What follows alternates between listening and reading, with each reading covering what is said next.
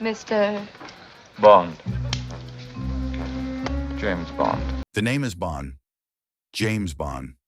6 words that changed cinema forever, and it all started with Dr. No in 1962.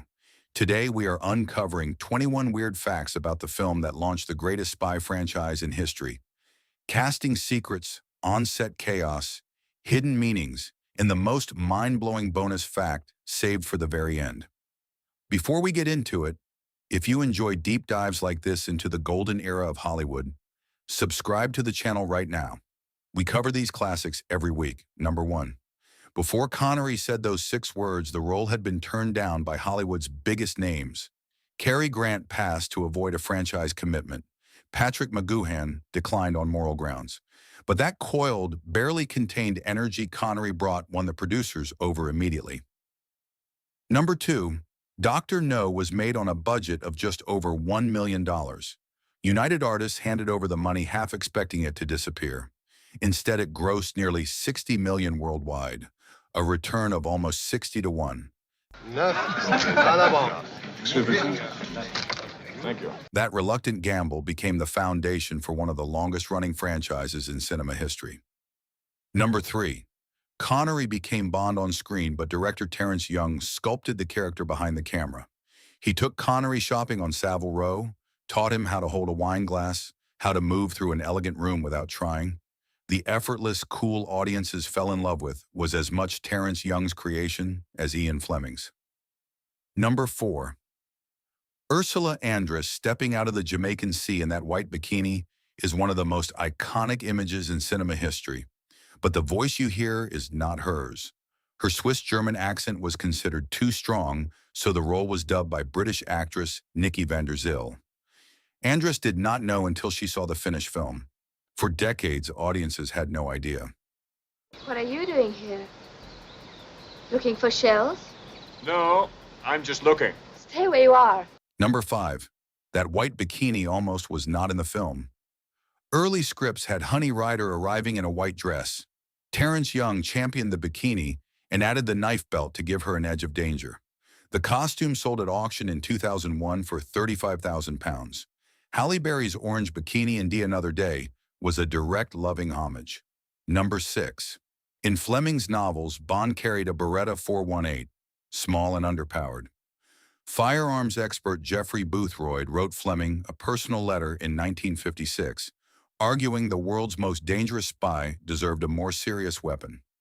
Fleming switched Bond to the Walther PPK and named a character after Boothroyd in gratitude.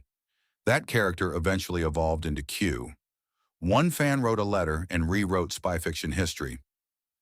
Number 7. The scene where a tarantula crawls across a sleeping Bond's chest was genuinely unpleasant to film. Connery reportedly had a real fear of spiders. Some accounts claim a pane of glass was placed between him and the tarantula, though that detail has been disputed. The scene still lands with real dread, the kind of practical tension no CGI can replicate. Number 8. Bond, James Bond, the most famous self-introduction in cinema history, was spoken for the very first time right here. Mr. Bond. James Bond. Mr. Bond, I suppose you wouldn't care to, It was Connery's instinctive delivery that turned a line of dialogue into a cultural monument. The timing, the stillness, the faint upward lilt, none of that was written. In that moment, a character was born who would define cool for half a century. Number 9. Shaken, not stirred also appears on film for the first time in Dr. No. A medium dry martini, lemon peel, shaken, not stirred. Vodka? Of course. In 1960s, cocktail culture stirring a martini was the refined method. Shaking was seen as coarse. Bond's preference was deliberate character coding. A man who breaks the rules even in social rituals. Dr. No was the moment it entered the global consciousness. Number 10. Connery had been going bald since his early 20s. By the time he played Bond, he wore a professionally crafted hairpiece in every film. The production team worked to keep it off camera. Connery called it a professional tool, no different from a costume. The most confident man in cinema was in at least one way, just like everyone else. Number 11. Before a single word of dialogue, there is the gun barrel. Bond turning and firing, crimson sliding down the white. Designed by Morris Bender for Dr. No, it has appeared in every Bond film since.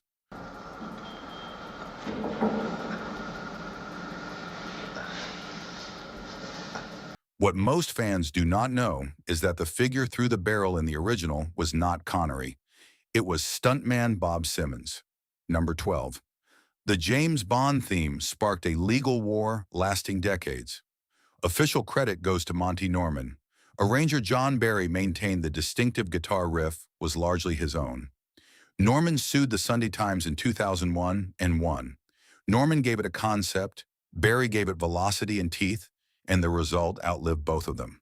Number 13. Jamaica was not just a backdrop, it was Ian Fleming's home. He had lived there since the 1940s at his estate called Goldeneye, later used as a Bond film title. For gray post-war Britain, the Jamaican sun was practically its own character. Choosing Fleming's own paradise was one of the most inspired decisions the production ever made. Number 14. Bond's first car was not an Aston Martin. In Dr. No, he drives a Sunbeam Alpine Series 2, sleek, low-slung, and stylish on Jamaican roads. The Aston Martin DB5 did not appear until Goldfinger in 1964. Most audiences have completely forgotten what Bond was driving at the very beginning. Number 15. Fleming was present during filming and was not easy to impress. He had called Connery an overgrown stuntman, but watching him work, something shifted. By the time filming finished, Fleming acknowledged Connery had found something in the character that perhaps even Fleming himself had not fully defined on the page. Number 16. Dr. No introduced Spectre, a stateless criminal empire answering to no government. A unique feat of engineering, if I may say so. I designed it myself. The glass is convex, 10 inches thick, which accounts for the magnifying effect. At the peak of the Cold War, Bond films could have cast Soviet agents as villains. Spectre sidestepped that entirely. Neither East nor West, simply beyond ideology. It kept the films timeless while more politically pointed spy films quickly dated. Number 17. In Fleming's novel, Dr. Julius No had his hands severed as punishment and replaced with metal pincers. Joseph Wiseman's performance gave the character an almost inhuman stillness. Many Bond historians consider him one of the most unsettling antagonists in the series. Less like a person making choices and more like a mechanism built purely for destruction.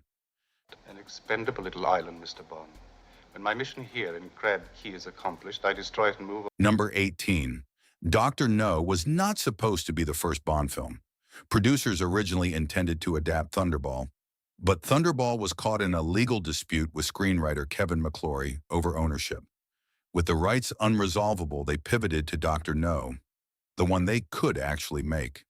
The entire trajectory of the franchise was shaped by a legal argument. Number 19. Censors in multiple countries were uncomfortable with Dr. No. The British board granted it an X certificate. No one under 16 could see it. For a mainstream adventure film, that was a real barrier. But the restrictions fueled curiosity more than they dampened it. In 1962, that edge was exactly what made it irresistible. Number 20. Honey Rider did not just create the Bond girl template. She complicated it. She arrives carrying a knife with her own mission and survival instincts. Here. I'm getting out when I'm ready, and that's never in daylight. For 1962, that was genuinely unusual in mainstream cinema. Terrence Young staged her emergence from the sea as Venus rising from the waves. The intent was iconic from the very first shot. Number 21. And now the bonus fact.